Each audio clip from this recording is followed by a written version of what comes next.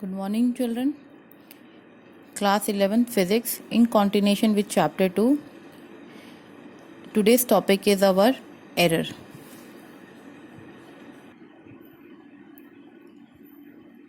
Now, error in combination. It is divided into 4 categories: error of sum, error of difference, error of product, and error of quotient. For example, if we do an experiment involving several measurements, we must know how the errors in all the physical quantity are measured in combination. Let's take an example. Density is obtained by dividing mass by the volume of the substance. If we have error in the measuring of mass and the sizes or the dimensions, we must know that the error will be in the density of a substance. For example, if we have to calculate the density of this substance, the formula for density is mass upon volume.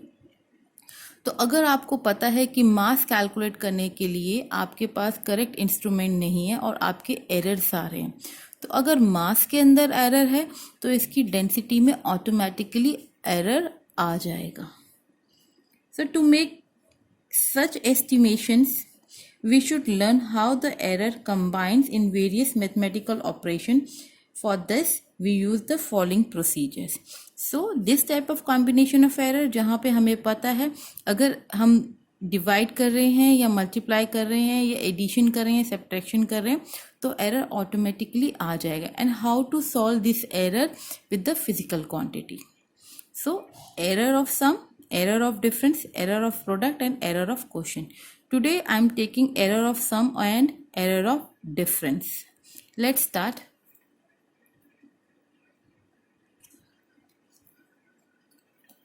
Error of a sum or a difference. दोनों के लिए एक जैसा ही procedure है. Let's take in physical quantity A और B. आपने एक कोई physical quantity ली है और उनकी जो measured value है, कुछ एक physical quantity है, उसके अंदर ए के साथ उसका कुछ एरर आ रहा है प्लस माइनस के अंदर, बी की वैल्यू के साथ भी कुछ एरर आ रहा है प्लस माइनस में, where delta and delta B are the absolute errors. Now एक जेड क्वांटिटी है जिसमें हमें इन दोनों का एडिशन करना है. फॉर एग्जांपल, अगर मैं रेजिस्टेंस की बात करती हूँ, if the two resistance R given in the series, तो मुझे एक अलग से रेजिस्टेंस निकालना है जो ए और बी को कैलकुलेट कर आ रहा है. And delta Z delta A plus delta B रहेगा. नौ अब आपकी जो डेल्टा जेड है कोई क्वांटिटी है जो इन दोनों की एडिशन से आ रही है, तो डेल्टा ए के अंदर एरर ये है और बी के अंदर error this. After calculating A plus B, main values को आप ऐड करेंगे प्लस एरर को ऐड करेंगे. This is for the case of addition. And subtraction के अंदर मेन वैल्यूज को सब्ट्रैक्ट करेंगे but error is always add up. So Z के अंदर जो एरर आएगा वो A plus B according to the situation आपने ऐड करना है या सब्ट्रैक्ट करना है, but error is always add up. Error को आपने हमेशा एडिशन में ही लेना है. Let us clear this thing with some more example. This is example 2.8 NCERT का आपका ये solved example है.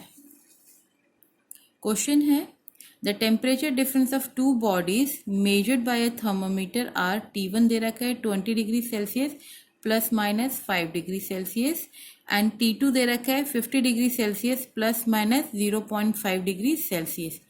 Calculate the temperature difference and the error therein. आपने दो टेम्परेचर दे रखे हैं T1 एंड T2 और इनका टेम्परेचर डिफरेंस निकालना है एंड एरर इन इट, और क्या उनके अंदर एरर है वो निकालना है. तो T1 is equal to this and T2 is equal to this which is given in the question.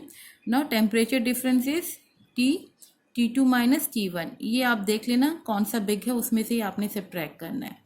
अगर T1 इसमें 50 सेल्सियस हो तो T1 में से आप इसको T1 माइनस T2 करते हैं. अकॉर्डिंग टू योर विश आपने डिफरेंस निकालना है. तो तो दिस मीन्स T2 आपका ये है and T1 is your this. अब मेन वैल्यूज को लिखेंगे 50 माइनस 20 और एरर को प्लस माइनस करके एरर को अलग से ऐड करेंगे. अभी मैंने बताया एरर और ऑलवेज ऐड अप. एरर में सब्ट्रैक्शन या एडिशन नहीं होगा, उसके अंदर सीधा सिर्फ एडिशन होगा, सब्ट्रैक्शन नहीं होगा, चाहे क्वेश्चन में डिफरेंस पूछा गया है. तो मेन वैल्यू के अंदर ही सब्ट्रैक्शन होगा.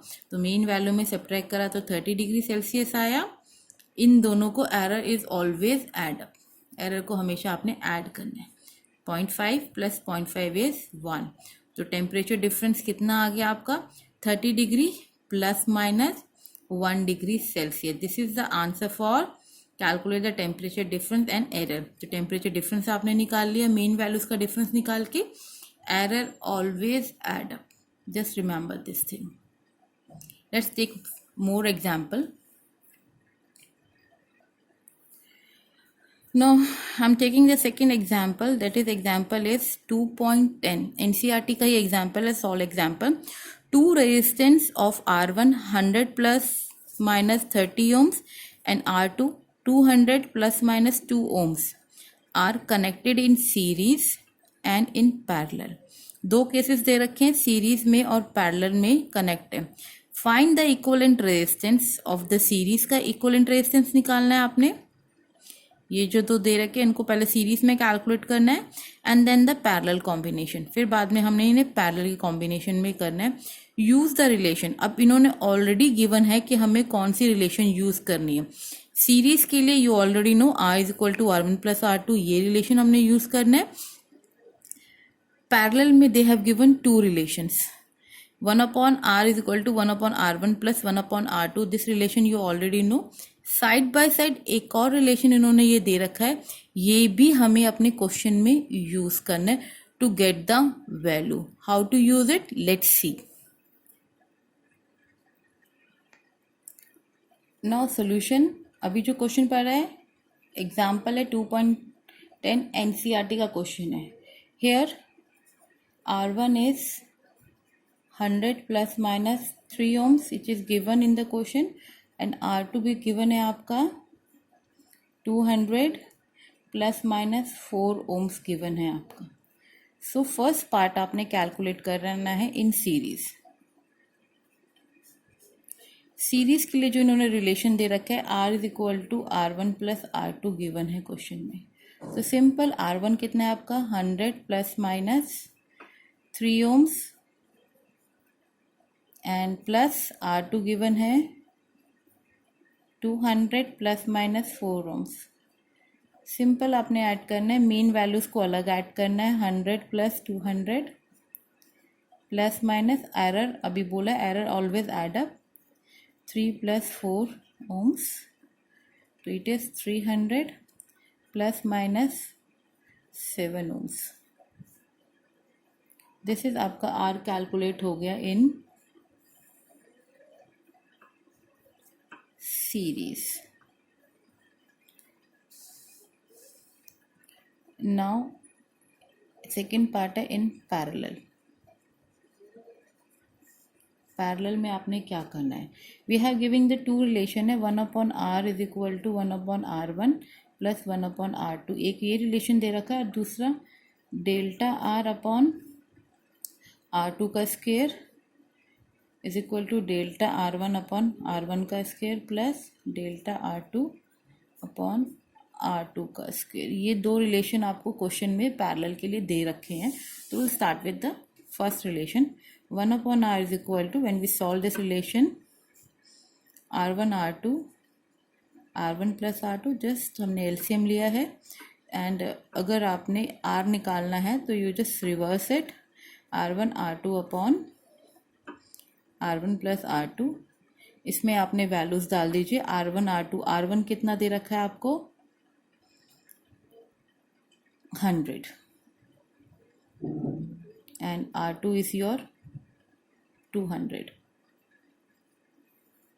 R1 100 plus 200 is equal to 20,000 upon 300 just cancel out. The value is your R is equal to 200 upon 3, which will comes after calculating is 66.7 ohms. तो R आपका आ गया 66.7 ohms.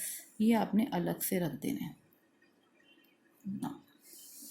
Now we are using the second equation, delta R upon R square.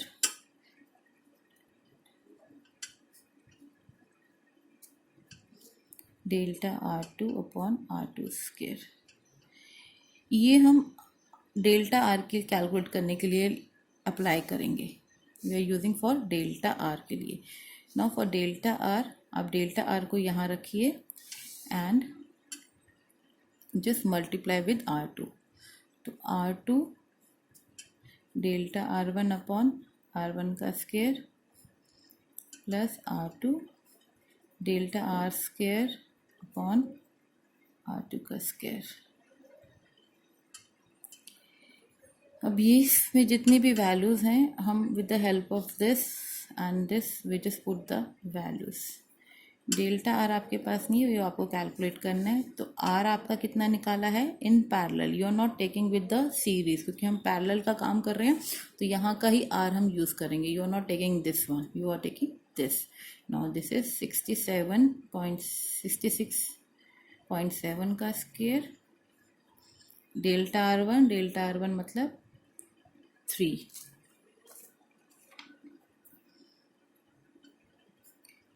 R1 का square, R1 कितना है आपका 100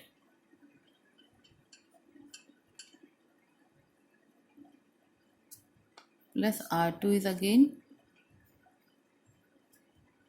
delta R2 आपका 4 है, ये रहा 4 और R2 का स्क्वायर R2 इज योर 200 का स्क्वायर. तो अंडरस्टैंड, ये हमने इसी में वैल्यूज़ डाली है जो हमारे पास ऑलरेडी वैल्यूज़ गिवन है. Now after solving this and this, इन दोनों को जब आप सॉल्व करेंगे योर रिजल्ट डेल्टा R जो निकल कर आएगा वो आएगा 1.8 ohms. कुछ आप अप्रॉक्सीमेट में आएगा तो उसको आप राउंड ऑफ कर लेंगे टिल 1.8 तक. ना तो रिजल्ट इन सीरीज का R क्या निकलेगा, R plus delta R. And R कितना निकला है आपका 66.7 फॉर द पैरेलल के लेना है, सीरीज का मत ले लेना. प्लस माइनस ये आपका एरर निकला है. This is your error in parallel. This will your final answer. यहाँ तक आपने आंसर फिनिश करना है. So this is the resistance after in parallel combination and this is in series combination. So this way you have to solve your numericals. Series के combination के और भी कुछ numerical which I will give you in the ERP assignments. तो आपने इन assignments को ध्यान से करके और मुझे गूगल क्लासरूम में अपलोड करने हैं. Good day.